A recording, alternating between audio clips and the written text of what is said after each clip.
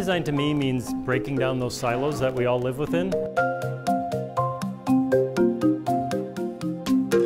Taking that Play-Doh and kind of making a new design.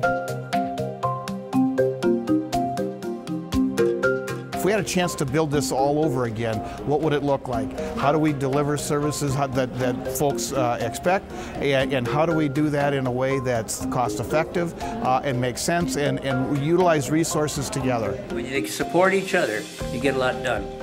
When you've got a wall between each one of us, we all are so much more restricted in getting much of anything done. We seem to have raised micromanagement to a high art in government.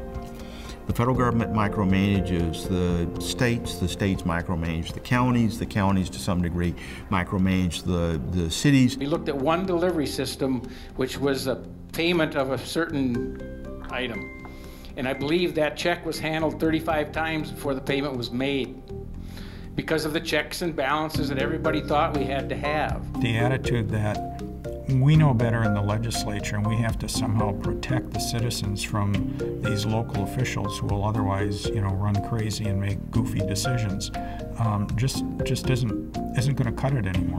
We know what needs to be done. We can identify, where the issues and the challenges are. But we have different ways that maybe we can achieve those outcomes. We got plenty of challenges in rural Minnesota, but not the same challenges that are faced all over the state. Right now, state statute dictates what a lot of us do, or tells us what we can't do. And if we're going to change, that means we've got to change state statutes. The state is making us have this many people work, we have to fill out all this paperwork, we have all this maintenance of effort, and not once did they ask us, did you achieve anything? The process becomes the result rather than the outcome that the customer wants. Customer assumes a good process. We need to start thinking about a very different way of how we interact with each other. And that's going to require culture change. It's not going to be easy. There are people in local units of government that are committed to working together. There's some overarching overlap and finding those efficiencies so that we can function better and provide some better services for our communities. We had enough equipment to do some of the things we need to do. We had the manpower there.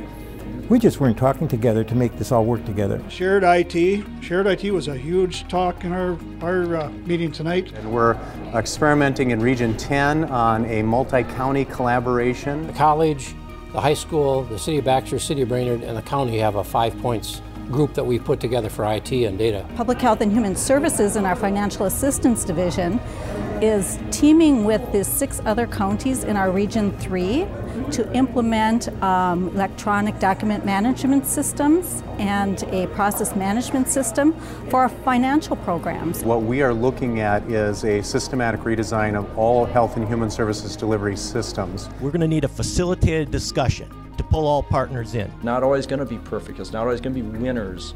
There are going to be some losers sometimes, but overall we do it because everybody's going to win in the long run. Identity and job protection and funding protection, those are the big barriers. We can't allow this initiative to die in suspended animation.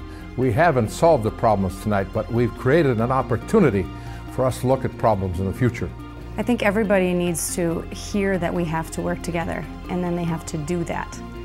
We all say it, and I don't know that we all mean it. And that's where the hard part comes in, is we all actually have to start working together.